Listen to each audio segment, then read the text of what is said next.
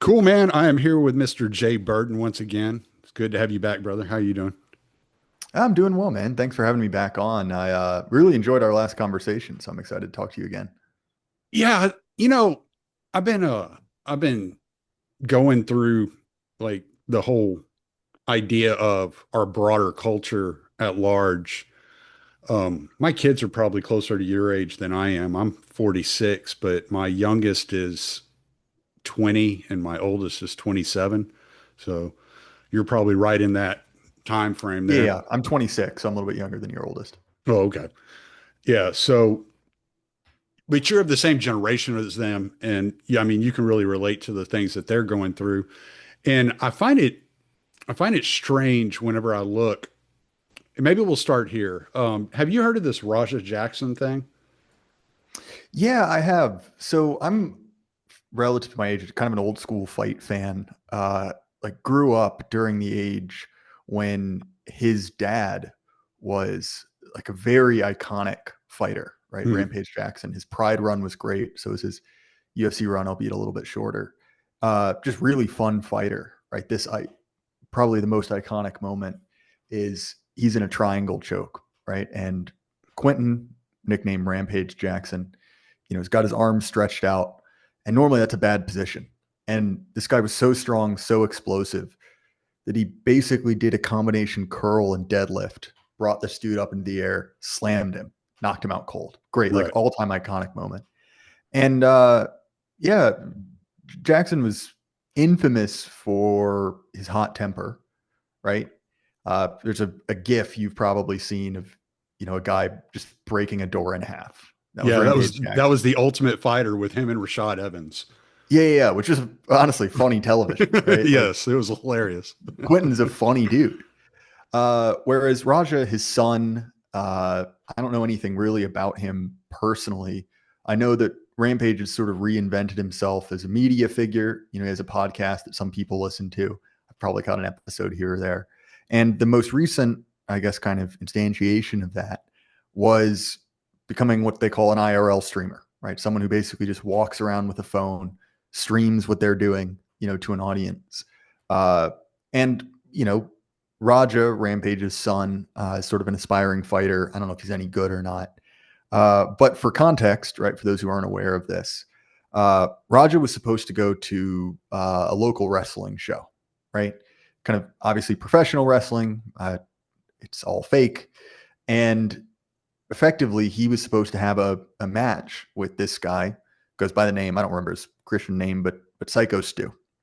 And they're doing a sort of like a hype building thing, right? They're trash talking each other, and Stu comes up and basically spikes a beer off his head.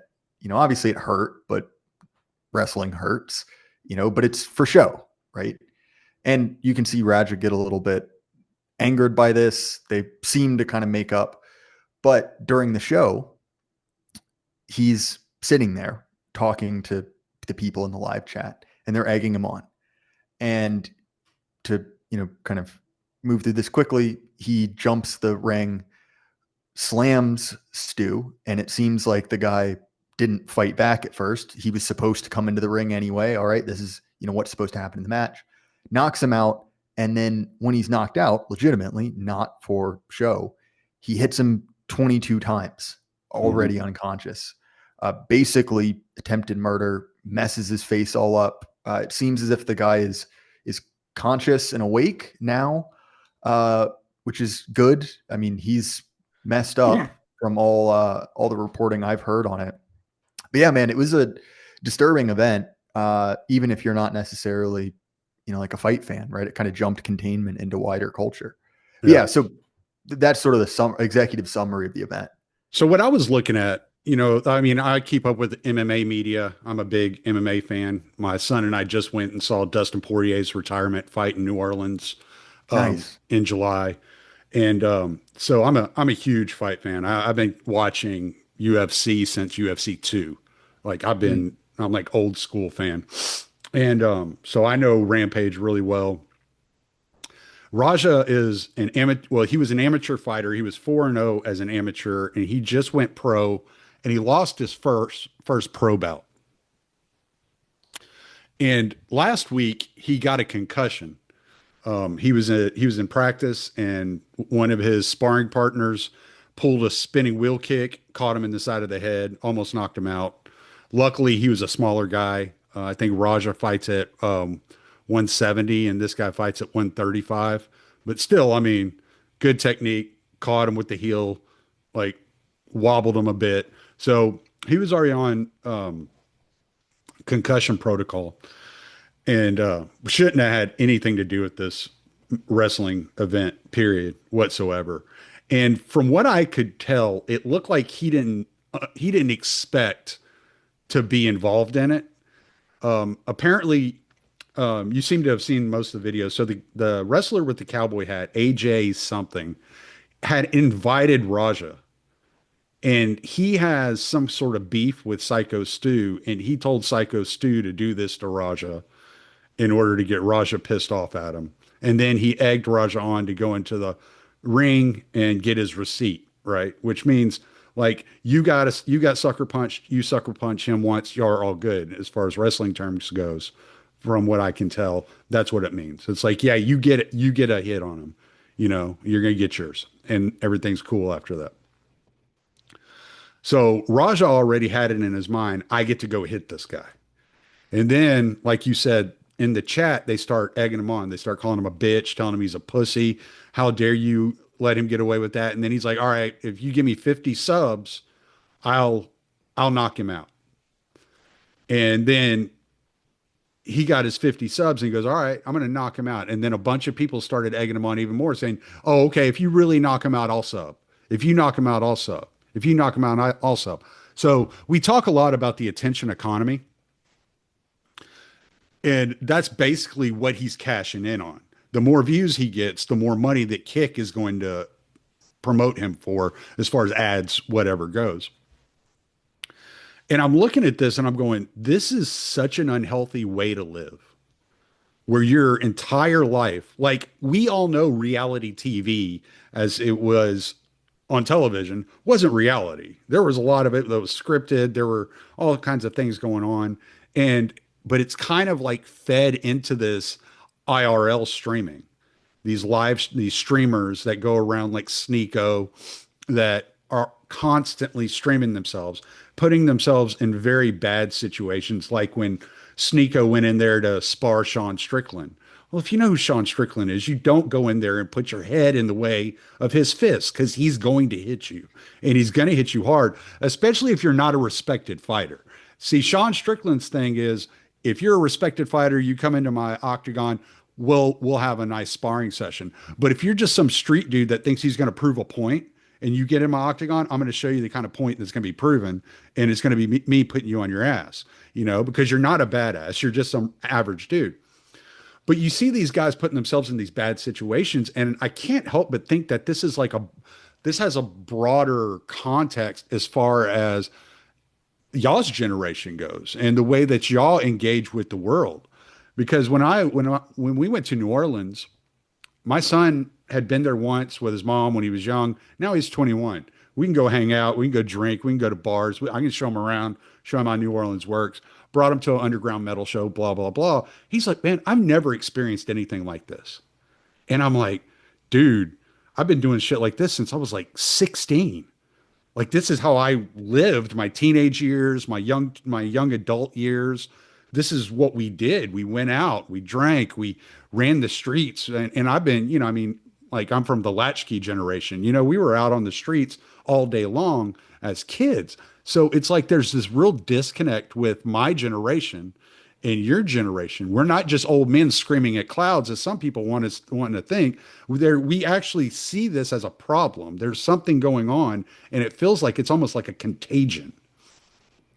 Yeah, so there are several things there. A lot of has been made over the fact that Generation Z, isn't drinking, isn't having sex, or really isn't doing anything, right?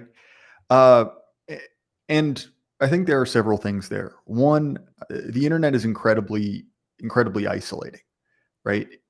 So look, as is kind of like horribly common, it seems as if there's been, and I mean, very recently, before we started recording. Uh, Shooting in Minneapolis, right? Hmm. Uh, a, shall we say, new woman, right? At least in a legal sense, busts into a church, shoots it up. Uh, Obviously, a tragedy.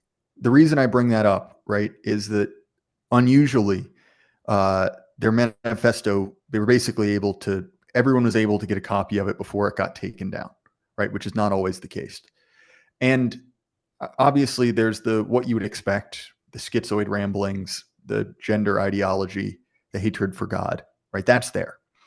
But what's particularly interesting about it to me is that the whole thing is drenched in like schizophrenic internet memes, right? Like things like niche things, memes in Russian, all of these things. There's no real ideology in between them, right? Simultaneously, far left and far right politics kind of blended together, right? It is literally derangement by the internet. And there are a couple things there, right? Which is one, the internet is isolating because it takes up your time, right? You're not out there doing something, meeting someone face to face. Well, there's another facet of it as well, which is the internet has massively multiplied subcultures, right? So for instance, you consider the classic 80s high school movie tropes. You've got the goths, you've got the nerds, you've got the preps, and then the goths, right? Those are your four sort of houses, right? If it's Harry Potter. Well, okay, those are different cultures, right? But they're geographically contingent, right? Okay, sure, you can be the one goth kid at your high school, but it's not really much of a culture, is it? Right? That's Hmm. just you being weird. But even those subcultures, right, that counterculture, to look at certain examples, was dependent on people being around you. Whereas now, and I mean, this conversation in itself is an example of that, right? You and I live 2,000 miles apart, right? But because we share certain reading history, certain view on politics in common, we can speak to one another. And this is a relatively healthy version of it, right?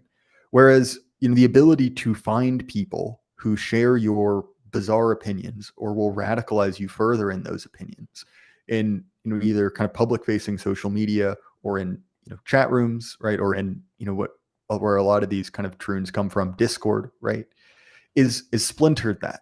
So if you do have an event in your culture, right? Like let's say like a conference, some sort of meetup for fans of whatever you're into.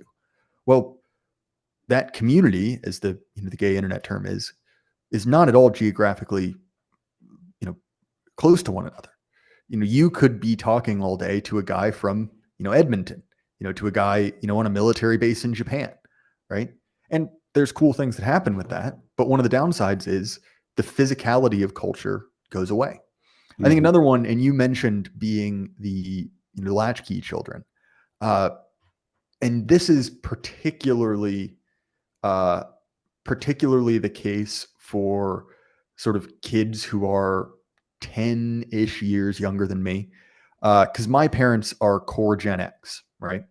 Hmm. Uh, Whereas for the kind of the last half of my generation, their parents are millennials. And so you see a shift, right? Latchkey kids parented in a different way than millennials did, right? The stereotype of the helicopter parent is very, very true. Say this is someone whose wife has worked as a teacher, right? She sees it all the time.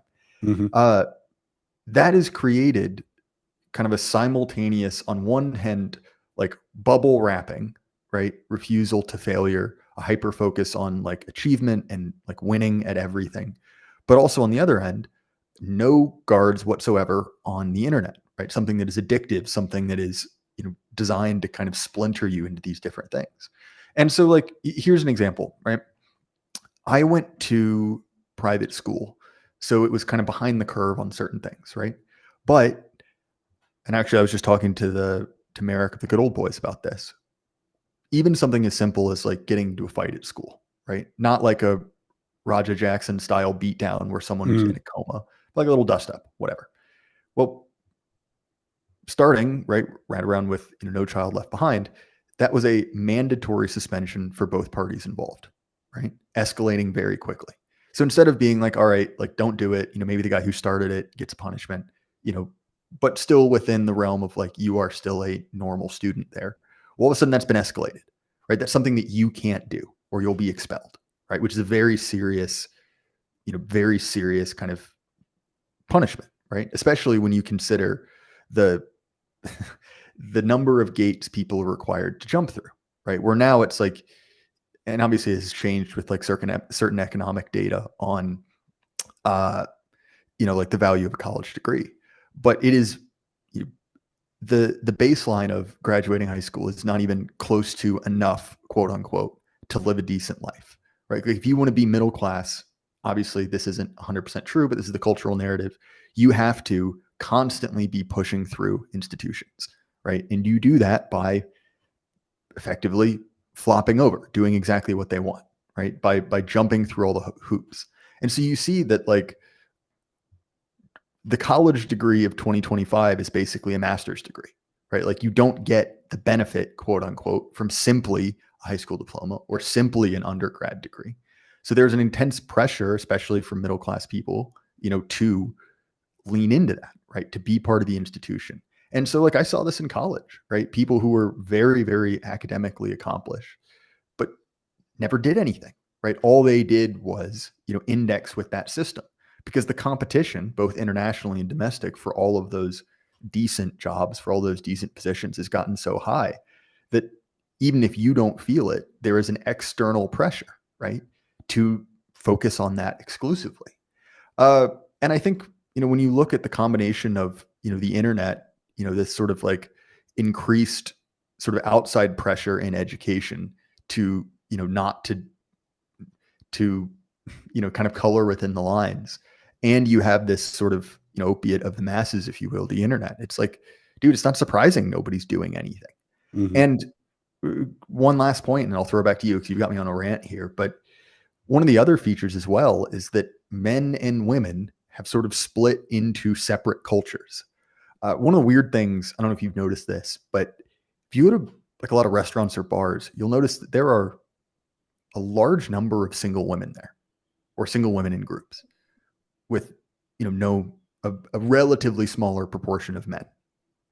And that's sort of a weird thing, right? You'd assume there'd be a parity, or if anything, there'd be more guys there than not, right? There's even a joke, right? When people talk about clubs, right? They'll let the women in and throw the guys out. Mm-hmm. But a large part of that is that one, young men are retreating, right? They're staying indoors. They're staying, on the internet. I realize the irony of saying this. They're interacting with people socially, but through, kind of like group chats and gaming groups and stuff like that. And the political war between the sexes has turned up to such a degree that, men and women have become politically and culturally distinct, right? They see themselves as different classes. We can kind of put on a Marxian framework. And so, for instance, right, all of this kind of, extreme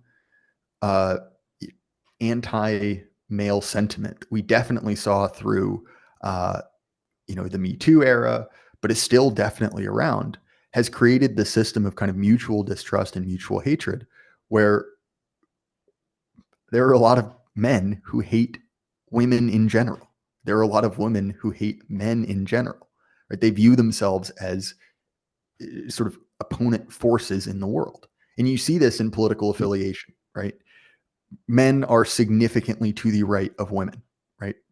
Significantly more Republican, right? They identify with that as being the male thing to do. And so, again, right? Like it's no shock that people are, lonely and isolated because, even at the most basic level, which is like, well, why do you go out? Well, you go out because, you want to meet a girl, you want to talk to someone. Well, a lot of guys just aren't going out at all. And at least some part of that is that there is the fear in the male mind of like, oh, if I go up and talk to her, am I going to get me too?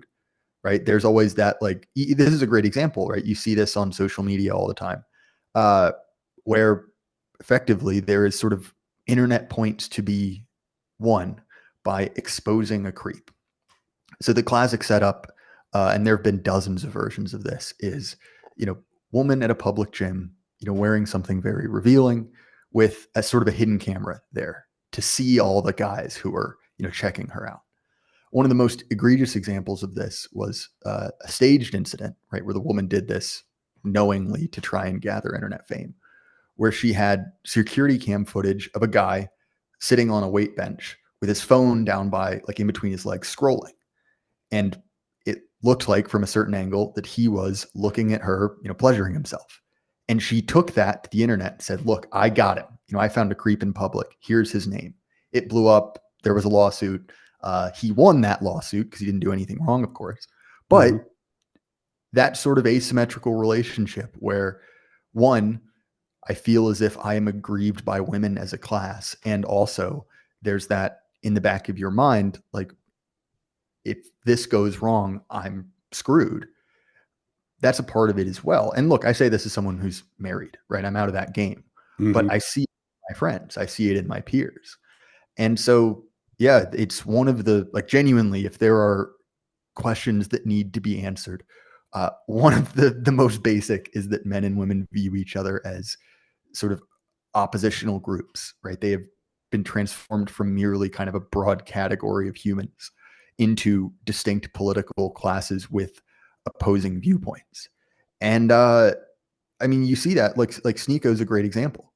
Like, Sneeko and Tate and all these guys are basically feminism for men, right? They're telling you, you personally, have been aggrieved by women. Women have treated you badly. Here's how you can sort of stick it to them. And in much the same way that I think feminism is an unhealthy way to view the world, that ideology is as well. But nonetheless, there's an audience for that, right? There are many people who feel as if women as a class have treated them poorly. And again, obviously, this is a very bad thing for a society, for a culture. One of the most basic things that, an organization, or an organism rather, let alone, political system, needs to do is replicate, right? People need to be having children. And again, this bifurcation is very, very good for ensuring, ensuring political power for certain people, right? I'm sure you remember when, Roe versus Wade was struck down, or when any one of these things, that's kind of like a pitched battle in the war between the sexes, right? It's very, very good for, political power. It's good for riling people up, but it's massively destructive to culture. And so, honestly, man, I think that's another part of the reason why, people aren't doing anything, because even the kind of like hedonism of another era, which necessarily wasn't the most healthy thing, but it was better than this. Like even, Dante recognizes this. We're in, the Inferno. He puts right after you go through limbo, right? It's lust and adultery. It's not good, right? It'll still damn you. But the idea is, well, you're doing it with someone else, right? There is sort of a cooperation in that, which is still wrong, but it is more social and more laudable in a way. Whereas, obviously, pride and wrath, which are kind of like singular, monofocal, right, are seen by Dante, obviously, as being worse. And so similarly, right, I don't think going back to, the kind of like hedonistic culture of our previous era is necessarily the best solution. But clearly what we have now is worse, because people are massively isolated, both men and women, right? Obviously, incel is the term among men. These guys who are, permanently pissed off at women, needs, not in education, employment or training, very, very bitter and angry at the world. And that's a bad thing. But similarly, we've seen the rise of the femcel, right? The female version of the same thing, a slightly different phenomenon, right? But the numbers don't lie, right? People are not getting married. They're not forming pair bonds really at all. And one of the other parts of the internet that matters with this is, to be honest, right, sort of substitutes for relationships, right? Porn is a good example, but the recent birth of, AI chatbots. There's a subreddit, which I don't spend any time on Reddit, but I've seen screenshots from it, called My Digital Boyfriend, right? And it's all these lonely women falling in love with a chatbot, because again, it is a synthetic replacement for a real relationship. it's available whenever. It tells you exactly what you want. It mirrors you and strives to please you in sort of a similar way that an algorithm can find, exactly what combination of, stacked genitalia sort of stimulates your monkey brain. Like, it is replacing that social function. And look, man, like I'm not some, shrieking moral conservative, talking about like, oh, we got to ban this. The kids are, the kids are being victimized. But from a very genuine point of view, it's like, it is clear that there is a problem with the youth, right? Something is not working because that most basic function of, pair bonding and reproducing, that has been interrupted. So I will also say, one of the, I think the defining features of Generation Z is that we sort of bifurcated in the same way that millennials did, sort of in response to GWAT. And there's a very real difference between, the guys that signed up to go to the Sandbox Wars and then, the slightly younger crowd who was at Occupy, right? They produced different cultures. Well, that has dramatically increased, particularly as, birth rates and religious attendance has declined and then flatlined, right? That you have these two cultures, right? One culture, which is very secular, has very few children. And then the other culture, right? Which is, more religious, generally speaking, more conservative and having more children. And particularly you saw this in a major way as regards COVID, right? So I was in college during COVID, which means I sort of got yanked out of my immediate social setting and kicked back to my hometown, right?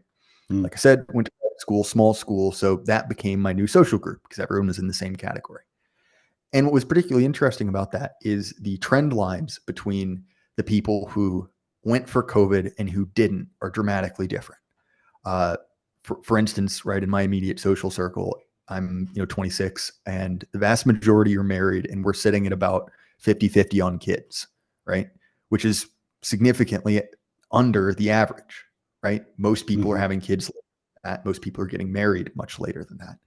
And so those two cultures have massively split, right? They're almost different organisms. Like people I know who are still very, very worried about the coof. And it's like, well, we almost can't interact anymore. It's sort of like the time machine, right? We have like the is it the Elohim and the Morlocks? Elohim is that's a biblical term. I can't remember what it means. The point is the Eloi, that's what it was, and the Morlocks, right? Where they're sort of came from the same organization but have become something different. And again, that is the split there as well. You could say is it was COVID, but there's a bigger one, which is basically a split on gender politics, which is not even necessarily a split on left versus right gender politics, although that exists as well. But is that a game you are going to play, right? Are you going to enter into kind of the loser's game, right? Or are you going to, find some sort of, mutually beneficial arrangement where, you can live as normal? And so this has been a massive, probably 20-minute rant from me. But I think that is a major factor as well, kind of driving this alienation and loneliness. So you mentioned a few things there, and one of the first things that you said that stuck out was when you were talking about the segments of society back whenever I was in high school, back in the 90s, right? You had your jocks, your preps, your stoners, your goths, and you had these segments, but then you had like I was kind of like a floater. I was like friends with a little bit of all of them and kind of floated around the groups.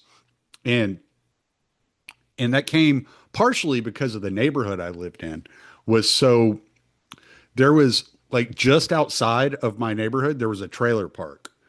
And then there were really, really large, expensive houses in one area of the neighborhood. And then there were kind of the more moderate houses in another part of the neighborhood. And we were all kind of intermingled.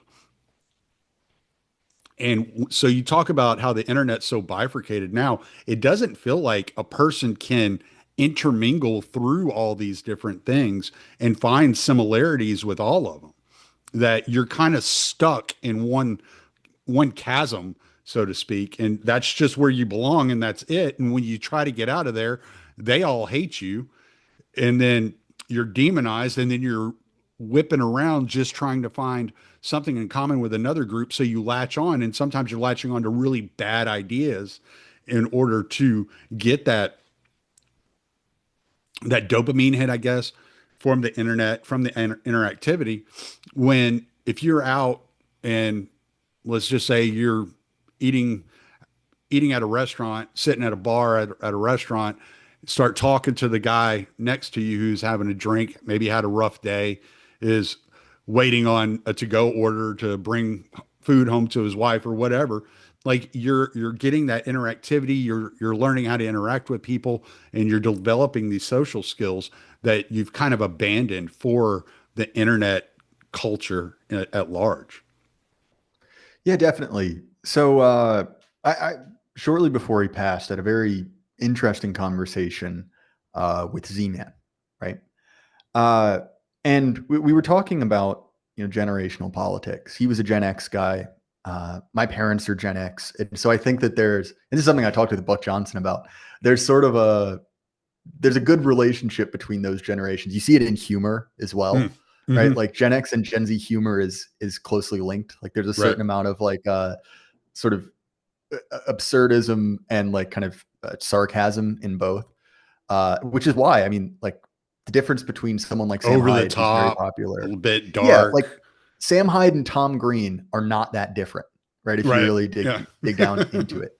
Uh, but one of the things he mentioned when I was talking to him is that he felt as if the Gen Z lacked a lot of common cultural knowledge. So one of the things he was saying was really different about growing up in a world with relatively limited media is that if something happened, a big movie came out or, that there was some big trial in the news, everyone knew about it, right? Everyone was following it.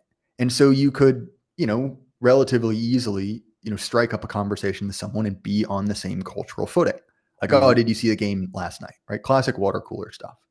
Whereas he said that with his Gen Z employees, one of the things he was finding is that they didn't seem to know very much about most things, right? They didn't necessarily follow sports. They didn't follow, any number of things, but there would be, one or two areas where they were experts on, right? They'd really fallen down the rabbit hole. I'm probably guilty of that as well, right? Like I don't follow sports. I follow MMA, but if you want to talk to me about like, you know, some, esoteric production run of Toyota V8s, then I'm probably your guy. Right. uh, and so I think that, extremely specific subculture is a piece of that as well, because your cultural touchstones are specific to, that non-geographically contiguous 100 or couple thousand people who are interested in that same thing. Mm-hmm. Uh, and there are pros and cons to that. I think one of the pros to that is that fundamentally our culture is sick, right? It is built upon a number of lies about human nature, lies about spirituality, lies about historical events. And so, at least from my perspective, right, those need to be addressed. Those need to be taken down. And that's a very difficult thing to do in a time of cultural consensus, right? I mean, look at, the pioneers in our tradition, right? The guys who had our sort of politics 50, 60 years ago were, one, seen as cranks, and two, they couldn't get an audience, right? You were a big deal 30 years ago if you had a newsletter with 100 recipients. Mm-hmm. Whereas now it's like 100 people on Substack. It's like, that's nothing. You can do that in an afternoon if you write a good essay or something. And obviously, if you were designing a time to live, you'd want to live in one with a strong culture and a strong cultural consensus. But the problem is, right, that splintering, obviously the internet exacerbated it, but it began a long time ago, right? The culture was fundamentally built on lies, right? Obviously, look, it couldn't even last 80 years before it started to fall apart, in the kind of post World War II consensus. But so it's sort of a bad thing, right? That cultural decay is real. It's sort of like chemotherapy, right? Where it's like you're making yourself sicker to hopefully make yourself better. And so in that environment where you have all these dozens of, extremely splintered both cultures and also narratives about the world. Because let's not forget, right, that everything has become political. And so, you have, all of these people who have wildly different views on, what is the correct way to organize a society. And there are pros and cons to that. Again, no one can agree on anything. That's not good. But also, if you are in the role of a dissident, if you are in the role of changing that cultural consensus, well, instead of fighting, an 800-pound gorilla, well, you're fighting like, I don't know, like 80 chihuahuas, right? The sum total of mass might be the same, but it's fundamentally a different thing to do.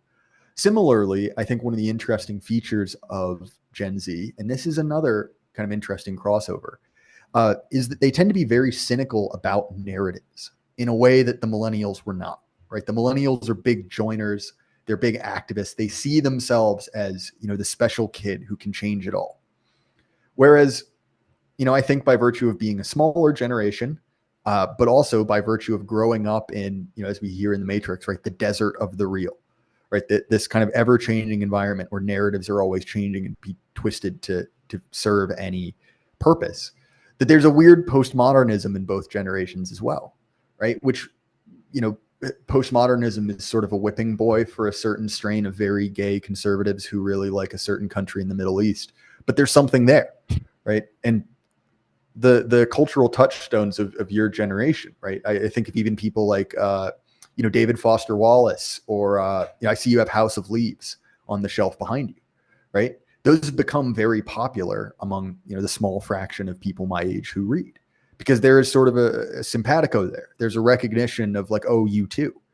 And again, right, fundamentally, obviously politics has a sort of dollars and cents to it, right? There's an economy, but really, and we see this even in the rabid hatred for God that you see, among these kind of like radical transgender terrorists, where it's like, this is a war of belief. It's a war of narrative. And as we've seen, the conservative types have had they've had the bar graphs, right? They've had the charts to say this is wrong. And did it work? No, they lost everything. And so I see, being a creature of narrative existing on the internet lends you to that sort of, mimetic or belief-based warfare that I think is actually the thing that is going to, or that stands a chance to sort of fix these problems. Because in a certain sense, if you were operating materialistically, you've already ceded that ground, right? You have ceded a premise that ultimately is your undoing. Whereas if your conclusion is basically, well, those are your facts, I don't care, this is wrong, right? I'm making a moral claim, something ultimately unprovable. That's a stronger position to argue from. And look, like part of I think the reason that the right has, in a relative sense, succeeded compared to its previous performance for the last 80 years is effectively a realization that your moral standards do not apply to me, right? I think I might have even mentioned this last time we were speaking, but that moment where JD Vance says, like, I don't care, when some horrible woman is whinging on about a deported rapist or something. Was it Martha Brenham or whatever? Yeah, this is like the second time I've referenced it, and I didn't bother to check who it was. But point is, you know what I'm talking about, right? Yeah. I think that is something we are likely that goes to see back more to of.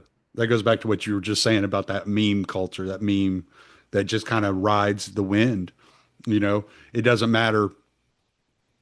In probably 10 years, people will still be referring to that, but they won't be mentioning JD Vance at all. They'll just be like, I don't care, Martha. And people will understand what's being said. Well, right. And like another part of this as well, and I was actually just talking to my wife about this, because she witnessed a fascinating interaction between a very, I wouldn't say very progressive, but a millennial who is sort of owned by the progressive thought system, right? Very, very concerned about democracy and Nazis and, those sort of buzzwords, right? And she said it was a fascinating interaction because effectively this kid's 17 and, he's talking to the lady at the front desk, just, waiting for something to happen. They're making just idle conversation. He's like, yeah, I don't think I'm going to, take whatever government next year, right? I'm not going to take the civics class. And she flipped out, losing her mind. Like, oh, you gotta understand history because there are some people right now who think Hitler was right. The very like breathless, Hmm. uh, kind of, I guess, like moralistic tone that you see in a lot of progressive environments. And look, man, that is anathema to young people, particularly young men, Hmm. right? And being raised by that. And remember earlier, I said the attitude towards fighting in schools has broadly been applied to masculinity writ large. Right? That is extremely stigmatized. That is a bad thing. It's very much the kind of the sort of like F scale nonsense of like, if you do this, this, and this, you're basically a national socialist. Uh, that is producing a reaction. And the idea of this kind of like cyclical view where you have the scorned son come back. There's certainly an element of that as well, because one of the problems for our regime is that a large part of their success kind of, let's be honest, it came down to bribery, right? It was, well, don't rock the boat because your 401k is going up. You got a pretty cool RV, a Harley. You get to go on vacation a couple times a year. The stocks keep going up, and you have a decent job. And with each successive generation after the boomers, right, the proportion of success that each generation was able to reap diminished, right? If Gen X got 70% of the boomers, well, millennials got, let's just say, 70% of what Gen X did. Hmm. And now you're at the point where many people my age are operating under the assumption they will never own a house. They will never be able to reap the rewards of Social Security. And so that bribe, especially when you consider the sort of anti-white discrimination stuff, where I mean, look, man, like I many peers like this as well, basically went to a college 2 or 3 tiers down from what we should have, right? Based on the numbers.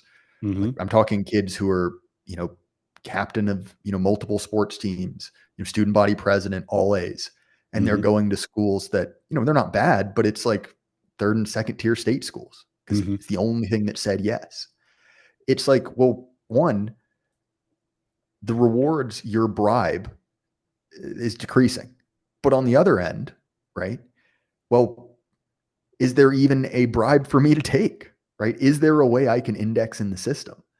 And honestly, I think that women are really only a half step behind in this. We saw this during 2020, right? That white women sort of were on the edge, right, about if they could be part of the Rainbow Coalition or not. White men cannot. I mean, honestly, many men cannot, regardless of kind of race. But that's producing a surplus of competent guys, right? Guys who should be, you know, in line for being a bank president or should be working at a company, who should be, integrating with society, who are locked out for any number of reasons. And they've been lectured their entire lives. They've been isolated either, by state decree, as we saw during COVID, by a hostile social environment or by themselves, right? Like there's certainly an amount of personal culpability in this too. And look, man, like those people are radicalizing quickly. I Hmm. mean, look, like I see this in my audience, which my audience tends to be a little older than I am. I think my average age of a viewer is like 34, right? Okay, fair enough. But like the number of young guys I know who are not explicitly political, don't really pay attention to the kind of nerdy stuff you and I do, but are saying very, very radical things about, shall we say, prominent 20th century events, right? Pick your poison. Or, infamous Austrian artists. Like, it's kind of nuts, right? It's crazy. Hmm. And part of, that kind of moral consensus that is dead and gone, but still kind of exists as a shambling husk, was that ability to make certain things sacred, that ability to say that's off limits. You can't joke about that. Uh, well, dude, that's gone. That's 100% gone. And Hmm. so that's what I think is exciting about this. And look, like it would be better if all of those, radical guys were in a society where they didn't have to be political, where they could just be normal Joes, working hard, kids at home, integrated into society, with a common interest in making things better. but that wasn't an option available to them, to be honest, in many cases. And so, yeah, I mean, I actually have a lot of hope for Gen Z. And that speciation I was talking about earlier with regards to COVID exists with politics as well, right? Uh, Gen Z has a very flat distribution curve. And they're actually not even a distribution curve. It's almost a, like a letter W, right? There's almost no one in the middle. But there's a lot of, lefties, and there's a lot of far right people. And one of the interesting things that I think has pushed especially many young men to the right is that what is the deal offered to them, right? If you are, a 20-year-old, white guy, you want to join the Democrat Party. Let's just use that as a stand-in for the political left. Well, who can you be like? I mean, do you want to be like that Harry Sisson guy? Like, you want to be like him? Like, okay, maybe, you could be like Hassan Piker, but that's not Well, particularly attractive. that's why they're all trying to go out and do these photo shoots where they're lifting weights. Exactly, like in a vain attempt to gather that. Right. But even then, right, you can join, but you have to apologize. You have to be deferent. You have to be, you have to, bite the pillow and take it, to be blunt. Or you cannot. And many young men, and particularly the kind you actually want, right, the driven types, the people who, feel an urge to change things, uh, they're not taking that deal. And look, like, right wing men do not a culture make in and of itself. Uh, but one of the other things that's been kind of interesting has been that as that consensus fell apart, a lot of culture is falling apart too. Uh, and particularly, you've seen this happen to feminism. Now, look, feminism still is a very real force in the world, but it's sort of embarrassed, right? No one, it's one of those things that, in the same way that, conservatives of a certain era felt like they couldn't actually say what they meant and felt like they had to couch it. You start to see the same thing with feminism, right? Uh, Particularly in the post Me Too era. And you see this in the way where it's like, well, I was exploited by men, but also women should be allowed to be exploited by men if they want, because that's their free choice, right? It's falling apart.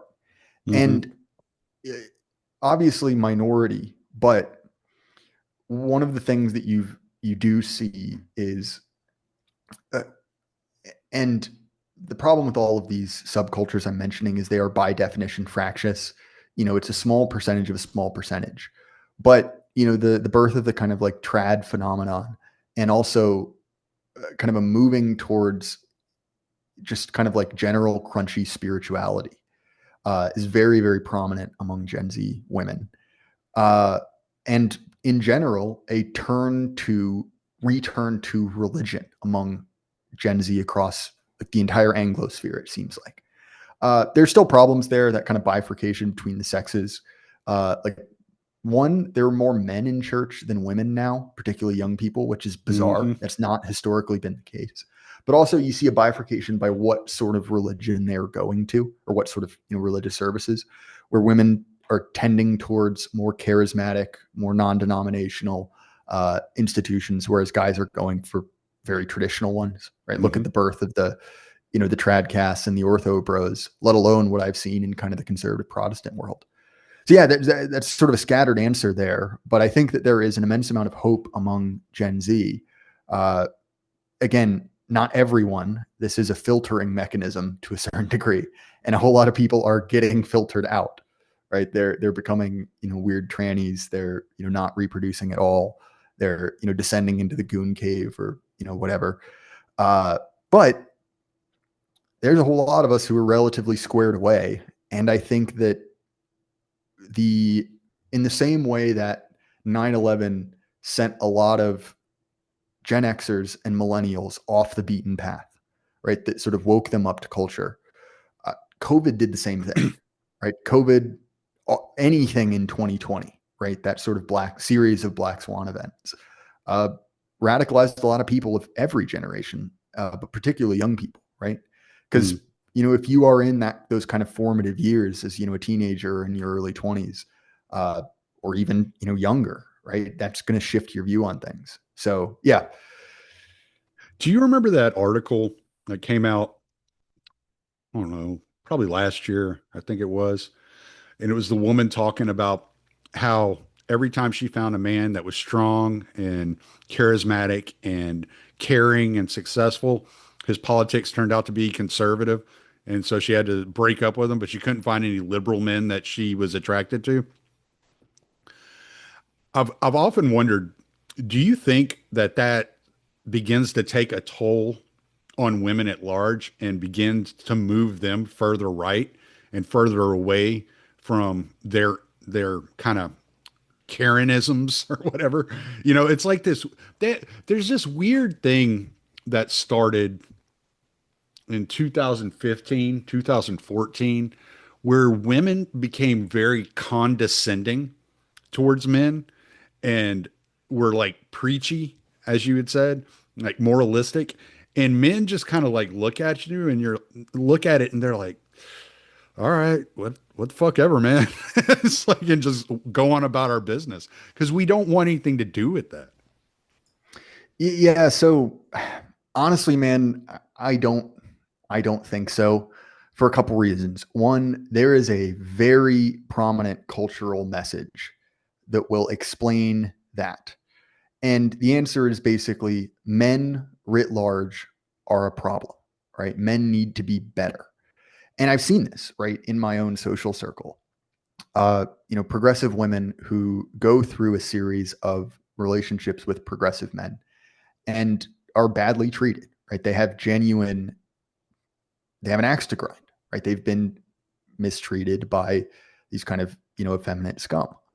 But the problem is, right, that would require that sort of return to the right that you're talking about requires a certain amount of responsibility that I don't necessarily see as being super common in that sex. I think that honestly, what the situation we're in is sort of a prisoner's dilemma, right? Mm. Where both men and women have the opportunity to screw each other over. With men, it's obvious, sleeping around, dating around. She gets 35. I'm out. You're wasting that woman's time. You're leaving her in a bad position because all of a sudden, she's been, dating a guy with with no commitment for, her best years. And she becomes at the end of it, one of these, aging single liberal women. And the way women can screw guys over is obvious as well, right? I mean, look at, custody battles, the whole, Me Too hammer, alimony, any of these things, right? Well, how do you get out of that, right? Well, there are sort of three end states, right? Which is either both people try to screw each other over, and at least they didn't get exclusively victimized, right? They're sort of like, well, at least I got my revenge or I got something out of it.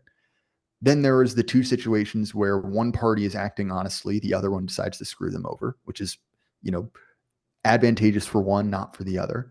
Mm-hmm. Or there is effectively both parties have to enter into a situation where they can be victimized, but together they reach the maximal amount of shared utility, right? The guy gets a wife, the woman gets, a sense of security. And in a previous era, the ability of each party to screw each other over was radically decreased. There was a lot more, social stigma to divorce. There was a lot of social stigma around adultery. Being married was seen as sort of the default. But I mean, look, like if you were in charge of society, you could swap all the incentive structure around. Yeah, this problem could be fixed. But neither you nor I nor anyone listening to this, I assume, has the ability to do that. So you're sort of stuck in a bad situation. And I think that this is one of the problems that older people have talking to younger people. Whereas younger people are expressing systematic complaints, which are legitimate, right? It's very hard to find, a decent woman to date. It's very hard to, support a family. And older people are speaking from their experience, which was in a different cultural context, which is not necessarily super helpful, right? Which is we'll just go into the factory and shake the owner's hand and get a job, that style of Mm-hmm. advice, it does not apply. But the other thing, which does, is the individual advice, right? Within your limited situation, what should you do? And that quote unquote pull yourself up by the bootstraps is actually good advice for you personally, right? Not you as a class, not you as a member of a society, but you as an individual with finite resources. That is good Just advice. strive for something. Strive to be better. Every day, 100%. get better. But the problem is, if you are at the same time as voicing that advice, saying like, oh, young people are so lazy, they're so stupid, they're, spending too much money on avocado toast, you haven't established the goodwill to say that, because it comes across as, especially when bundled with other attacks, as a condemnation, right? Kicking a guy while he's down. And so I think that that's part of the reason that traditional relationship is sort of broken down, because young people rightly feel aggrieved. And look, like, I was kind of lucky. I was able to sidestep a lot of dating. I've been with my wife for a very long time, even before we got married.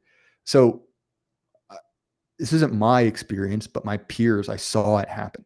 It's harder. It's really hard out there, right? Yeah. Because again, that bifurcation, right? Okay, let's say you're a young Christian man, religiously conservative. Well, just by virtue of the fact that that demographic trend I was talking about, where there are more men than women in religious institutions, period, but also the kind of divide as to what sort of religious community people are a part of. Well, if you're at a conservative religious institution, it's kind of a sausage fest, like there'll be couples there, but, and I speak to my own church as an example, there's probably like 20 single guys and like 4 single women. Mm-hmm.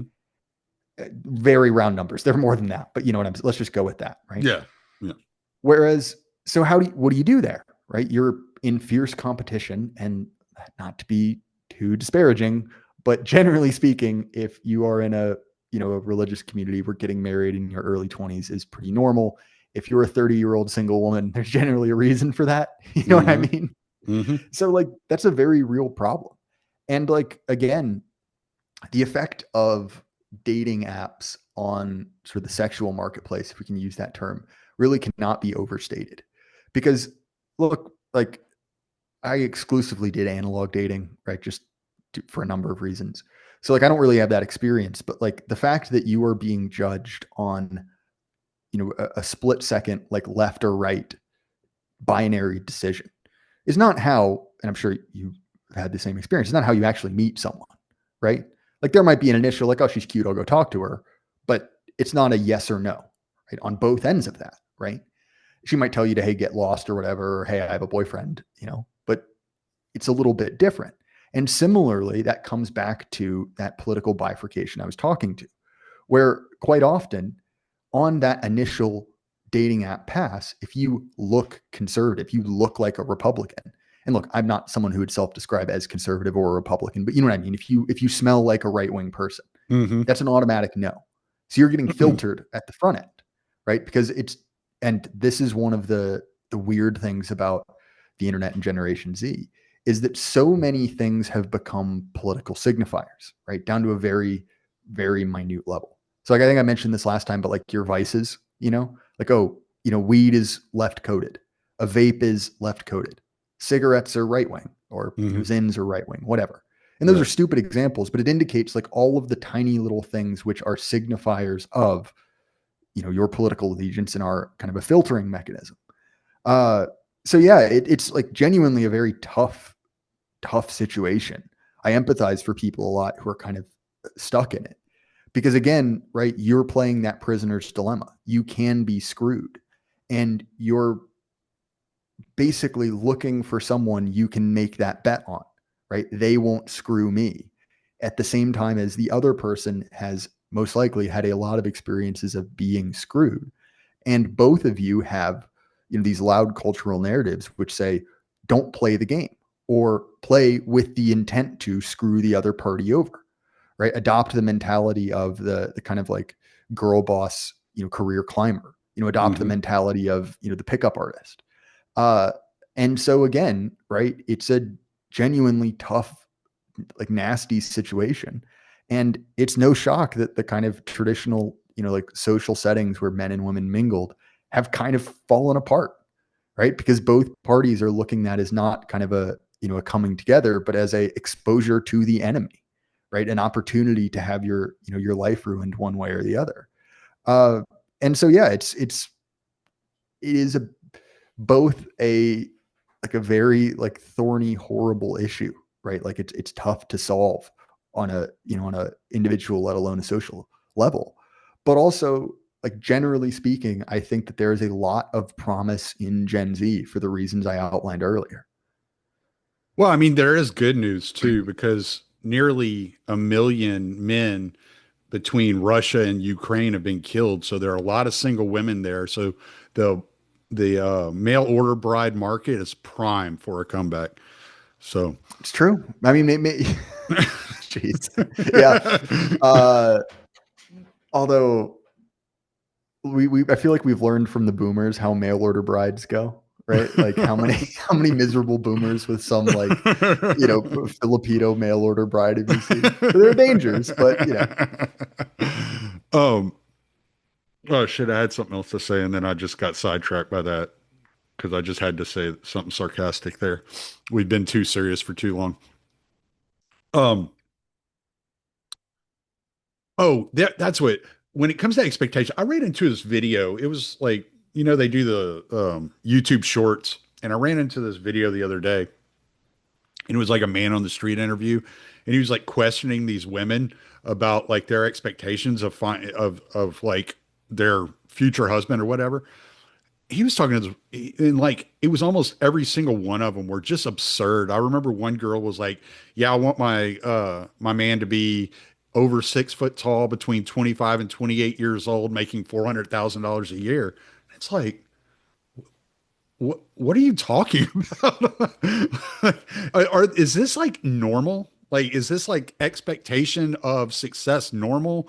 Where does this come from? Like, what is happening there? Because I've seen Andrew Wilson on the Whatever podcast, and I've seen some of his clips, and he argues with these women about stuff like that too. And I'm thinking, oh, this is just a one-off.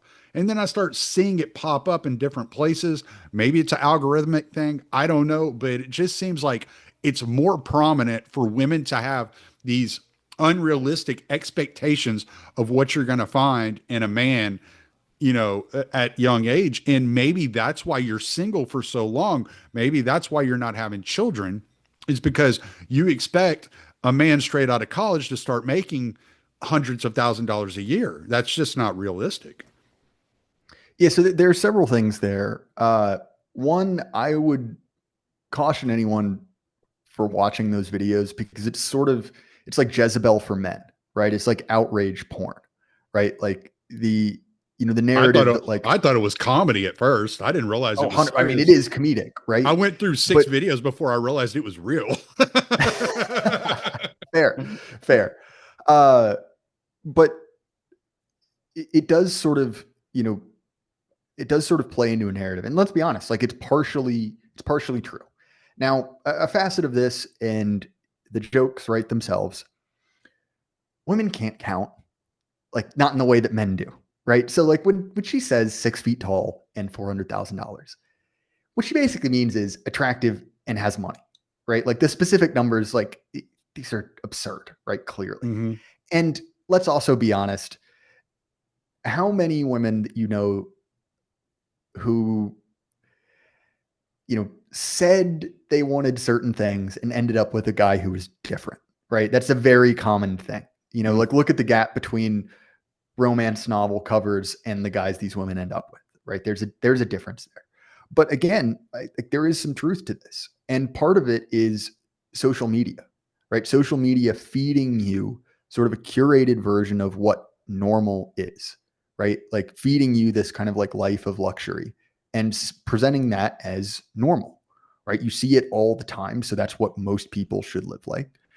I mean, and another part of this, right, is that women naturally, not in all cases, tend to want a mate that is above them in social status, right? They tend to want a man who is, smarter, wealthier, than they are, right? Where men don't quite work the same way. We don't care, right? We're like, all right, she's hot, but she makes $30,000 a year, whatever, I Hmm. don't care. And so part of the problem of women entering the workplace, women being overrepresented in higher education and consequently higher overrepresented in professional fields, is that you have women that are kind of locked out of, just by virtue of numbers, men who were above them in earning power and social standing.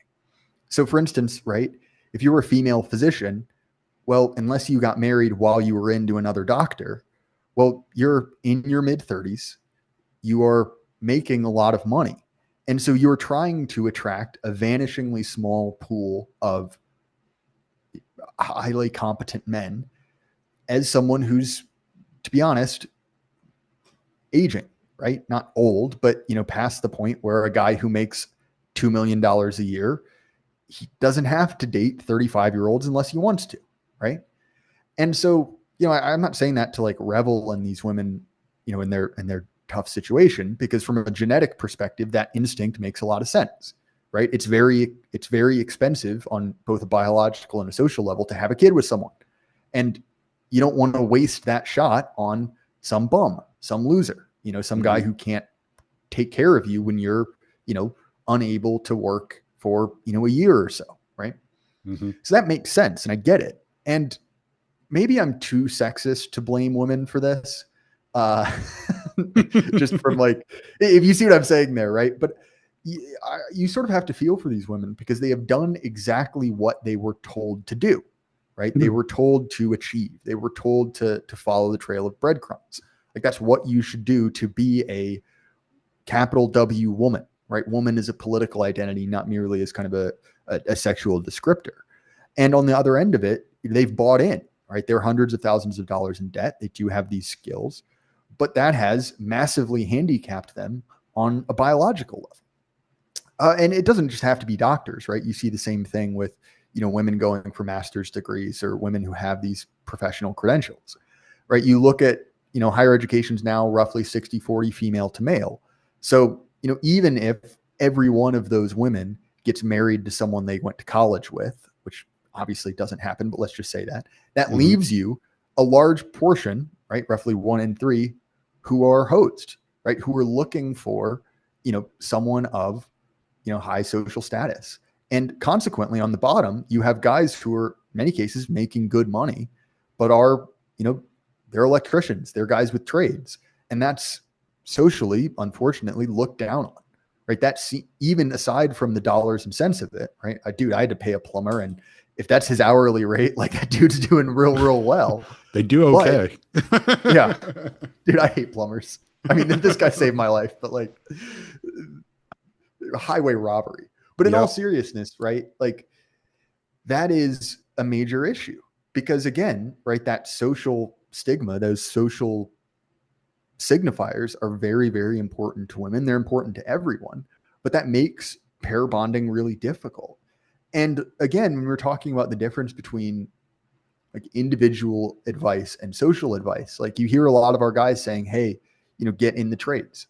And that's good advice, right? It's a great way to make money. It's a great way to Mhm. build an asset that is yours.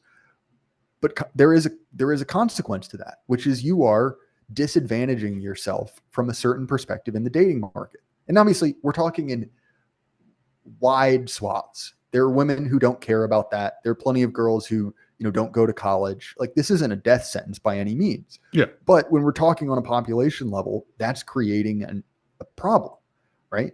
That's creating a situation where, especially when we talk about that filtering out, where, competent white guys are discouraged or blocked from entering these institutions anyway. Right now, you've got a bunch of smart guys who are, locked out of that system, and they're in a more sane society who would be their peers, right? Their dating pool are looking down their nose and saying, well, I've got a master's degree. You're a plumber. Why would I go out with you?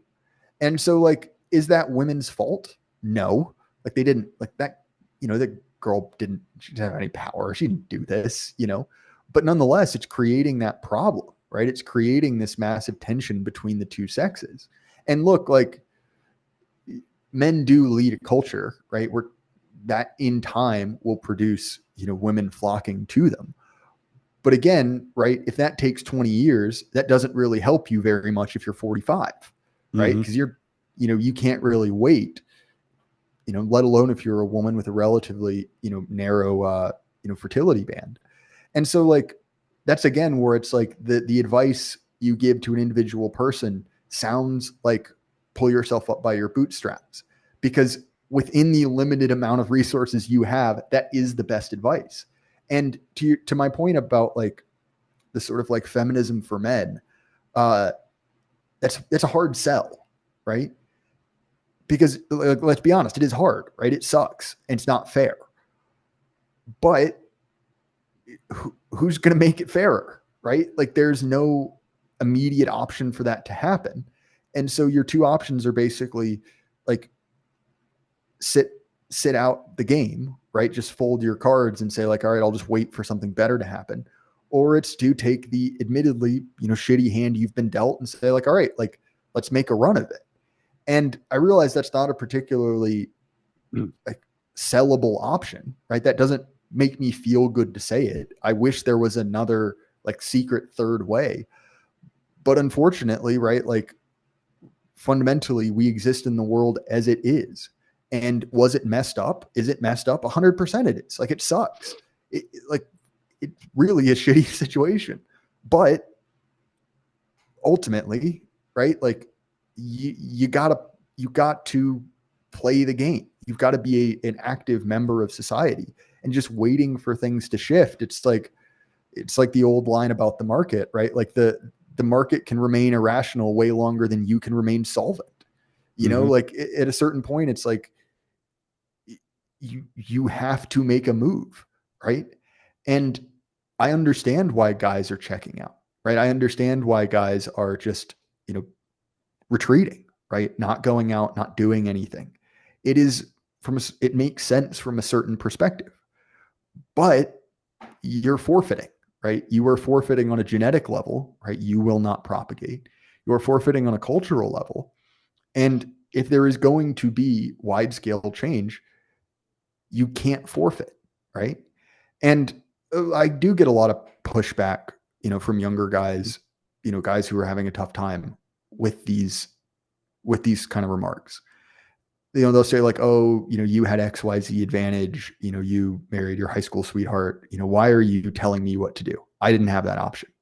And dude, that's true. Fair enough. I got lucky. I got a better hand. But that doesn't change the accuracy of what I'm saying, right? It doesn't change the fact that is, given the constraints we're in, the best available option. And yeah, honestly, I think another reason that our enemies are ultimately doomed is that they have failed to give young guys a reason to care about the system. That bribery that we're talking about, that bribery of a nice decent living, a family life. Well, look, like if you've got a lot of young angry men, many of whom, let's be honest, are sort of pacified, right, by other things, the goon cave in Fortnite or whatever. But I mean, that's a recipe for social change. And so, like, to be honest, man, like, unless they can figure out a way to keep these guys on the plantation, they're screwed. It's simply a waiting game from that perspective. Well, and this is probably going to make me unpopular with a certain segment of people, but men have responsibilities. Women have desires, men have responsibilities. That's just the way it goes. Women want things, men do what they can to bring those things to fruition for their women. That's the way the world works. That's the way the life's always worked. Men go out and fight the world wars. Men are the ones out there doing the dangerous jobs. They're the ones working as linemen. They're the ones that are being plumbers. They're the ones that are being electricians. Men have responsibilities, and we don't have the benefit of worrying about what women are doing. That's just not, it's not who we are. And you're never going to like satisfy your own masculinity and your own manhood by sitting around twiddling your thumbs, worried about the societal norms of women and how that you're going to get back at them or make them pay because you hurt. No, I, like you, married my high school sweetheart. When I was in the military, she divorced me. I got out of the military, I got married again. The woman cheated on me probably 8, 9, 10 times. I don't know, dozens of times. We ended up getting divorced too. I met my third wife online. She lived in South Africa. We weren't planning on getting together. It just kind of happened. But at no point in time was I chasing a woman around trying to make things happen or make things work or make that's not your job. Like your job is to work and to provide and to do the best you can and to create a life for your children, for your grandchildren, and for your spouse. And if they choose to be unfaithful or they choose to fuck you over, you don't have time to sit around and cry. Sorry, your Wheaties are getting soggy. Eat them, get back to work. You don't have time. That's just not, we don't have that luxury. That is not a man's luxury. That is a woman's luxury. Men have things to do and have things to accomplish. And if you're sitting around and you're wallowing in your sorrow, you're going to be miserable. No, dude, you're 100% correct. I think that there's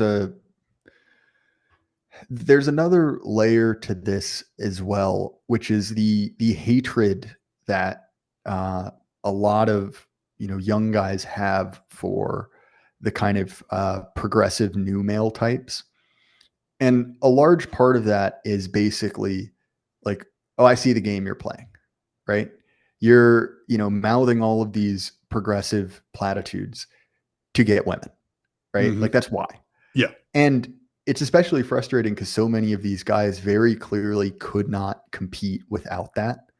Like these guys are not impressive.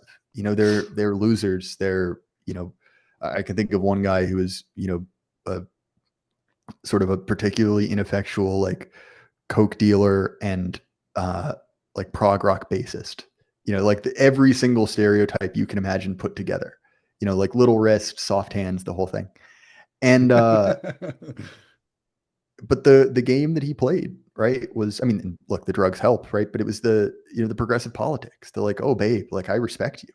Mm. Like you're a proud, powerful woman. Mm-hmm. It's like it's almost gross to even say it as a joke, right? You're like, oh, geez, but that's a guy who had no male friends, right? Yeah. Every guy was like, have some respect for yourself, please. Right. Right. And ultimately, look, like women are the sexual selector, right? There's always, that is obvious. Generally it's the guy asking the woman out and being told either yes or no, right? It's just kind of a fact of, biological life. But also, like, sure, like there's all of this political filtering we're talking about. But one, as we've said earlier, the difference between what women say they want and what they actually want, is anyone who's ever been in a relationship would know those are different buckets, right? Mm-hmm. There's Yep. stated and revealed preference. And again, right, when we're talking about, this kind of like social status, there are multiple parts to that, right? A large part of it is basically like, have you built or done something impressive, right? Are you passionate about something is kind of a cliche, but it exists for a reason, right? Like is there something that you are capable and competent in? And so, when I look at like right-wing organizations, like what I'm a part of, there are a lot of guys there who it's like, yeah, sure, they haven't historically had a lot of success with women for any number of reasons, but it's like, okay, this is someone who's in a leadership role, right? They're doing something, they're building something, they're competent and capable. It's like, okay, like maybe you're the kind of guy that like was a late bloomer, right? Your 20s are a little bit rough, you get your feet under you, but you do real well in your 30s, right? Guys like this, right? Mm-hmm. And a large part of that is that, you're more confident, you're more capable, you have done things. And like, it's why the advice is so often like, go to the gym. It's not literally a physical thing, right? It's not literally like, oh, if you're jacked and you have a 6-pack abs, you'll, immediately find a girlfriend. Oh, it doesn't hurt, but it is a certain aspect of like dedication and confidence, right? You were, hardening your mind as well as your body. Like, okay, you were doing something that requires dedication. And so even if, there's no direct benefit, right? It's not the physique, it's not whatever, but it is that sort of like, you are the type of guy who is, has dedication, who has, a certain amount of mental fortitude. And that's attractive in and of itself, both to men and women alike. And so even, right, like part of the problem of the death of these like social intermediary institutions, right? And oh damn, what's the guy who wrote Bowling Alone? Right, I can't remember the name of it, but it's a good book, right? Talks about the death of these institutions, because like look at something like even like a bowling league, right? Okay, are women lining up for championship bowlers? Probably not. I don't know. So it's not like the act in and of itself, but one, it's a way to meet people, and it's also a certain social institution where you can become a leader in that. You are looked up to even in that setting. That is attractive, again, both to men and women. And so I think a big part of this is that kind of like loneliness epidemic writ large, which is people are not indexing with other people face to face, right? They're not a part of things. They're not joining things. And, those provide the opportunity to sort of show yourself off, right? That provide the opportunity for someone to look at you and say like, oh, like that's a capable person, right? That's a competent person. That's someone who is seen by their peers as being high status, right? And that status thing that we're talking about that's often conveyed by a job or by something else, like that's another version of it, right? Like that's another way in which you are someone who is looked up to, which is, let's be honest, like a huge part of it. And I look, man, like I've even noticed this, this kind of like, I guess like lack of social participation. Cause I like hosting parties, right? I like having people over. It's fun. Mm. And one of the weirdest comments I've gotten is like, oh, I didn't know people still did that. Or, oh, I've never been to a party before. It's weird, right? Mm-hmm. For people who are, my age. And it is artificial, right? You have to try and do it. It's not like there are just a bunch of events around. But in doing that, right, you're creating an opportunity for that. And again, I realize that's like pick yourself up by your bootstraps advice, but nonetheless, right? Like ultimately, if we are going to get out of this trap, right, this kind of like bifurcated prisoner's dilemma, well, someone has to act. That's the only way out of this. And to your point about like, there's no like punishing women or winning against women. It's like, okay, let's say you win the gender war, right? Do you put the women in camps? Do you like force them to admit they were like, what does this fundamentally mean? Right? Like other than kind of self-gratification, where does this get us? Because again, right, like we are a species that needs to exist. We are a culture that needs to exist. Chain them in the basement and bring them out when you need a sandwich. All right. Fair enough. This idea that you're presenting to me, that's some and just to push back on your bowling angle, Bill Murray in Kingpin had groupies. I clearly remember him signing boobs. Citation, Bill Murray. So my son that's 21 that I went to New Orleans with, he's working as an electrician's assistant. He got a job as an apprentice when he was 19, and he fell in love with it immediately. He liked it. He was like, I don't want to go to college. I'm tired of school. It's not for me. I enjoy this. And it's funny because we were talking earlier about how Gen X and millennials both parent Gen Z, but we raise our children differently. And I can clearly remember him not wanting to go outside and play and wanting to sit and play on the PlayStation or play, Xbox or whatever. And I'd be like, get out, just get out of the damn house. You're going to go ride your bike. You're going to go do something. And now he loves physical labor. He's in love with it. Well, he's 21 years old. So in 4 years, he'll be a journeyman. By the time he's 31, 10 years down the road, he'll be a master electrician capable of starting his own company, running his own, contracting his own contractors out. And I'm like, look, dude, I know that you've never had like, not that he hasn't had luck with women, but he's never really had a close relationship with any of the girls that, have been in his life. And sometimes that happens. Sometimes you just don't run into that one person that you just really click with.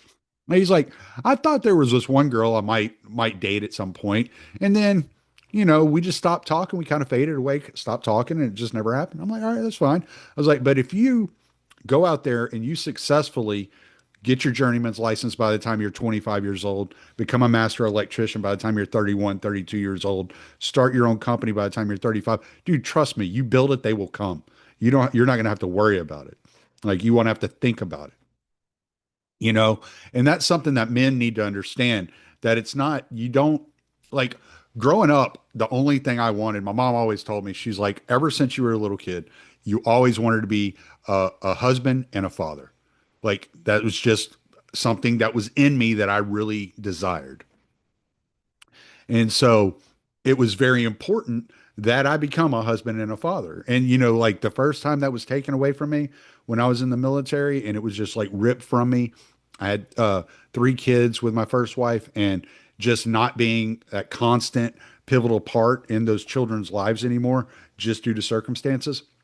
It was very painful. It was very hard to deal with.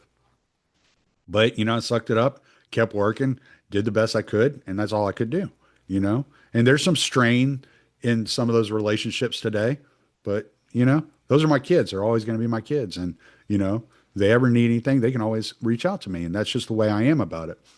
But one thing I figured out along the way is if I'm always improving, if I'm always moving forward, if I'm always building bigger and better life for myself and for my future kids instead of what's right directly in front of me today, then that relationship will come to me. I will, you almost become a magnet to it. It's like unavoidable. You eventually, that success will be reaped back into your life for what you're putting out into the world. And so that's basically what I told my son. I was like, don't focus on it. Don't dread on it. Don't worry about it. It will happen. You'll get there. And that's what men need to, we all need to learn a little bit more patience, especially in modern society where everything is instantaneous. Well, and to that point, right? Like when women can smell desperation, you know, Mm, like it's almost like if you want it too bad, you're mm, screwed, like yeah. from the get go. And it's actually funny. I think part of the reason I had, what success with women that I did is that I maybe just due to like neurochemical or, whatever imbalances, just genuinely didn't care in a Mm, lot of situations. right. Where it's like I was not assuming that this was even a possibility of us ever going out Yeah. and just like not interested, whatever. And I'd realize, halfway through the conversation that sort of indifference is it's the like I can't have it, so I want it thing. Mm, And that's not to say to be, some sort of like unavailable psychopath, but it is to say like there is a sense in which like by grasping too firmly at something, by going too hard, by being desperate, you sort of never get it. Uh, you drive it away, and that may sound a little like woo woo, kind of motivational speaker stuff, but it's really not. It's true, right? And I think that is, one of the problems. I can't remember if it's the incels or the pickup artist community came up with this term. It's a good one, right? It's they call it like one-itis, right? Which is like constantly being obsessed with like the one that got away, right? To the mm, point where it kind of rules your life. And like, look, man, that sucks, right? Like lost love is, a very powerful thing. There've been, songs, books, poems written about it. But at the same time, that kind of like constant pining or desire or desperation, it can rule you in a way that's not particularly helpful. And yeah, I don't know. That's sort of a scattered response, but I think that that's a relevant feature of it as well. yeah. I used to always joke that I'd never been on a date because, like, I would be hanging out with a girl for 6 months and then realize, oh shit, we're dating. Like it was just like never a conscious thing. It was always just kind of like something that occurred. And so, yeah, I think that's very important for young men to learn is like just kind of chill, man. It'll come. You'll get it. You know, there's always going to be one. Trust me. I know some real slobs out there that have no business with women, and they pull ass. You'll figure it out. So, well, man, I think we're gonna cut that. there. That's yeah, it's been over an hour. Shit. I didn't realize it had Yeah, been so thanks, man. long. Sorry, you got me on a tear. I No, feel that's like I okay. bad etiquette to just talk for 20 minutes unbroken. No, I asked you on so you could talk and I could listen. I might have learned something. Fair enough, dude. It's always funny, right? Because when you've been in this game long enough, you get the like the hey man, someone dropped out, I need a guest sort of texts and emails. Hmm. And I'm always happy to do it, but I realize that a big part of that is if you need someone to fill air, I'll fill air. Right. I can talk. But yeah, man, this was a ton of fun, dude. I appreciate the opportunity. Well, plug away, man. Plug everything you got going on. Yeah, sure thing. So my primary output is the Jay Burden Show. You can find on Apple, Spotify, YouTube. It's an interview show, right? Normally a little bit less of me speaking than normal, but talk to a lot of our mutual friends. Tommy, you helped me out contacting Scott Horton. He and I did an episode that was pretty good, if I do say so myself. A lot of other people you'll know, but yeah, you can find my podcast on any platform you want to listen to it. You just had one of my best friends on the other day, Gord McGill. Yeah, he's a great dude, man. I love Gord. Uh, We're both truck yeah, drivers, so we connected very early on. he's one of those guys that I can't believe I didn't talk to earlier because I'm a huge fan of his appearance on the Good Old Boys. Right, he's been on a number of Mhm. times, and those I love that show, and his episodes are great. Like I feel like I could just listen to him all day. Yep. He's so entertaining, and he's fighting the good fight, and yeah, it seems as if there's been some positive development on the illegal alien truckers thing, which look, obviously it's not everything we wanted, but it's a hell of a start. Hmm. And it sort of seems like what happened with Boeing, right? Where once a few news stories came out, people started looking for them and realized this happens a whole lot more than anyone realized. I mean, there was just a case in Canada, right? Very similar of a turban wearing recent arrival, plowing into a family minivan and killing two people. And it's just one of those things where it's like, I don't know anything about trucking at all. But even from that perspective, you're like, this doesn't make sense. This is so stupid.